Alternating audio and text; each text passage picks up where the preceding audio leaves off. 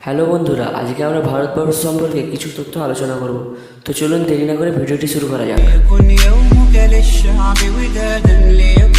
আমরা এই ভিডিওতে ভারতবর্ষের মোট 7টি বিষয় নিয়ে আলোচনা করব।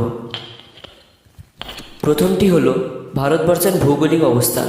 ভারতবর্ষ দক্ষিণ এশিয়ার একটি দেশ। এর সীমানা পূর্বে বাংলাদেশ এবং মায়ানমার, উত্তরে নেপাল এবং ভারত এবং পশ্চিমে পাকিস্তানের সাথে সীমানা। 2.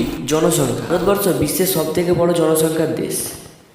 এ দেশে জনসংখ্যার মধ্যে প্রথম স্থান অধিকার করেছে, কারণ এই দেশে প্রায় 1.4 মিলিয়ন মানুষ বসবাস করে। 3 নম্বর, রাজধানী। ইন্ডিয়ার রাজধানী হলো নয়াদিল্লি। পূর্ব কলকাতা ছিল রাজধানী, এরপর দিল্লিকে ভারতবর্ষের রাজধানী হিসাবে ঘোষণা করা হয়েছিল। তারপরের পয়েন্ট, 4 নম্বর পয়েন্ট, ভাষা। ইন্ডিয়ার রাষ্ট্রীয় ভাষা হলো হিন্দি, তবে এদেশে অনেক ভাষা প্রচলিত, যেমন বাংলা, তামিল, তেলেগু, মারাঠি ইত্যাদি। 5 নম্বর পয়েন্ট, ধর্ম। ভারতবর্ষে বিশ্বের বৃহত্তম ধর্মনিরপেক্ষ দেশ।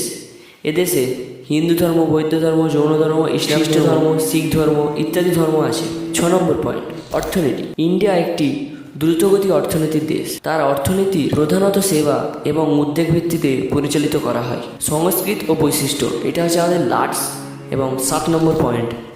ইন্ডিয়া একটি ঐতিহাসিক এবং সাংস্কৃতিক ভূমি, যেখানে প্রাচীন সভ্যতা গড়ে উঠেছিল এবং বিভিন্ন ধর্ম, শিল্প, গান, নৃত্য এবং ইত্যাদি জিনিসের উপর সংস্কৃতির বৈশিষ্ট্য তুলে ধরা হয়েছে।